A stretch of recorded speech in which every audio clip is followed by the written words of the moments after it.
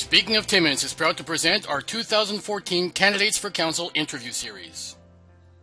Welcome everyone, and I'm pleased to welcome our guest today, Brian Beauchamp, who is a candidate for Ward 5 in the upcoming municipal elections. Brian, how are you today? I'm good. How are yourself? I'm doing very well. Can you tell our viewers a little bit about yourself, your background, and what led you to run for council in 2014? Well, I was born and raised here. Lived in Timmins, well, actually Porcupine most of my life. Moved to Timmins about 15, 16 years ago. I was a commercial pilot for 20, 23, 24 years, so I've been in and out of Timmins, but Timmins has always been my hometown. I used to own a trucking business. I've owned several businesses. I owned a private investigating business here for several years. Owned a fast food restaurant. My wife's an orthodontist here, so I help her manage that business and stuff like that. The reason that I got interested in council or finally made up my mind to run for council is that it's taxes are out of control. You see all kinds of things going on in the city and at city council that don't make sense, cost overruns and no accountability, stuff like that. So I live on the Ving and I'm paying $10,000 a year tax, and I just finally said, enough's enough. Somebody has to get to city council and ask some of these questions that need to be asked, and we need to start holding some of our department heads accountable for some of the decisions that they make. If you spend any time watching council on TV, or attending them in person, or even reading the newspaper, lots of times, after you've seen it or read it, it kind of leaves you baffled as to how they come to some of these decisions or how some of these things happen. So the only real way to get to the bottom of it, I guess, is to quit looking at it from the outside and get on the inside and take a look at it from there. What do you believe should be the top 2 or 3 priorities for the new council? Well, I think the main issue is taxes. I think taxes are at the point where I don't think the citizens of Timmins, I know I can't afford to pay any more than I'm paying. I have lots of friends who live here as well, and the same issue is the taxes are at a point where it's almost time to move on. That's a big issue. I think our tax resource base is shrinking. I have friends in the moving business who tell me that for every person they move in, they move 3 or 4 out. Our industrial resource base is shrinking. We have no more lumber. We have no more logging. The mines are winding down. So I think that is the big issue for me is the cost of living in Timmins, and there's a solution for it, I think. But that would be the number one issue. The second one would be infrastructure. I think the city of Timmins is really suffering from poor infrastructure, and it seems to be in a crumbling state that's never ending. So I think that's another issue that needs to be looked at right away. I mean, the first thing I would do if I was to be elected to council is get them to give me a financial audit so I know where we're at. But I think taxes and infrastructure is one of the main issues. If elected, what priority would you like to see addressed in Ward 5 specifically? Well, it's hard to say that it would be just a specific Ward 5 issue because I'm one of those guys who doesn't look at City of Timmins as in Timmins, Schumacher, Porcupine, Connaught. I realize the ward system is there, and that's the way we vote. I look at the City of Timmins as if there's a pothole in Porcupine is just as important as there's a pothole in Mountjoy. So it's hard to say what's a Ward 5 specific issue, but I think if I was to narrow it down to something that is maybe not my priority, but Ward 5 specific, it would be the downtown area. I think the downtown area needs some thought. I realize that it probably will never go back to the way it was, but we do have a lot of taxpayers in the downtown core businesses that are, doing their best to survive.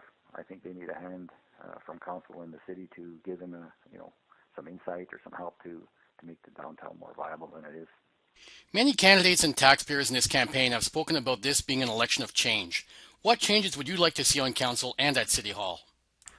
Well, I think if I was elected to council and with the help of other council members, I think council itself and representing the people of Timmins, they need to retake control of the operation of the city of Timmins. I think at this point in time, it's more like the tail's wagging the dog. I'd like to see council take a more active role in decisions made by department heads, not necessarily micromanage a department, but head of public works should be held accountable to the councillors. And I think the councillors should inform themselves or be of life experience to be able to contribute to the thought process that goes into, say, running city police or running tourism and public works.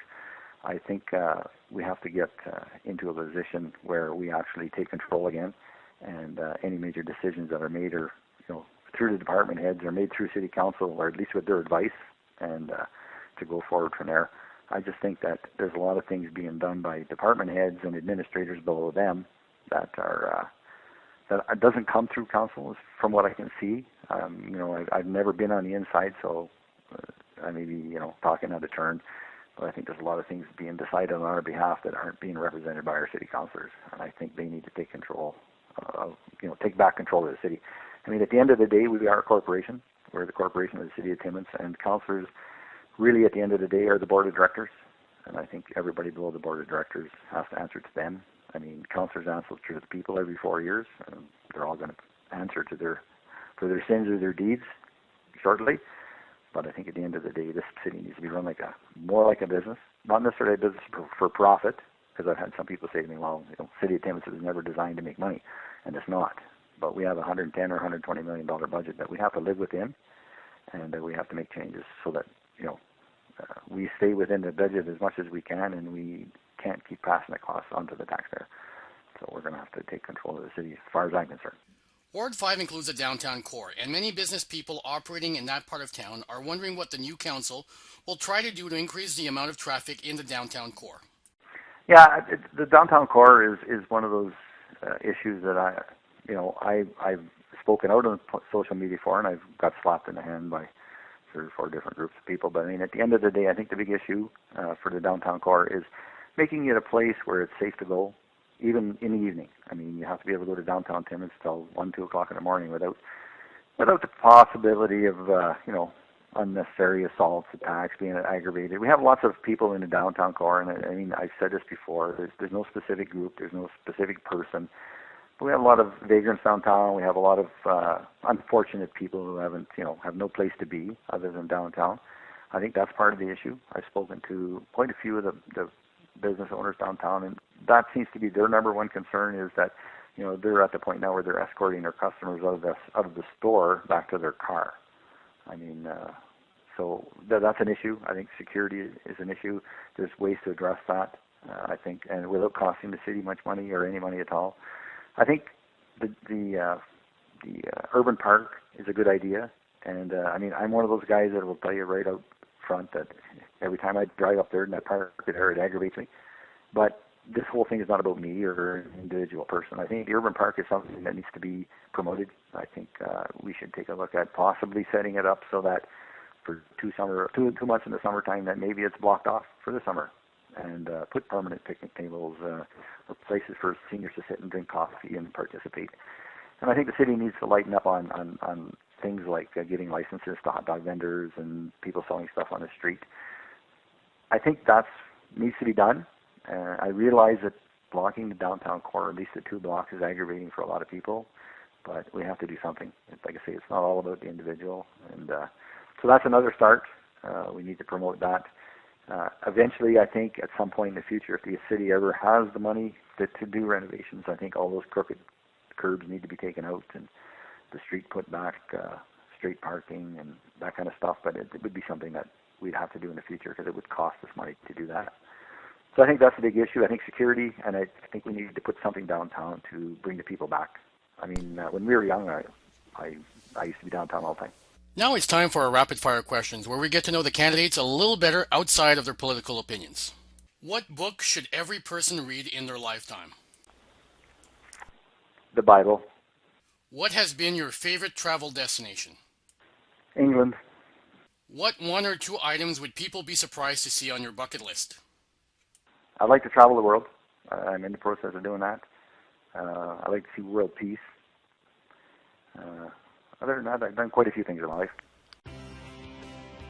And that concludes this episode of the 2014 Candidates for Council interview series presented by Speaking of Timmins.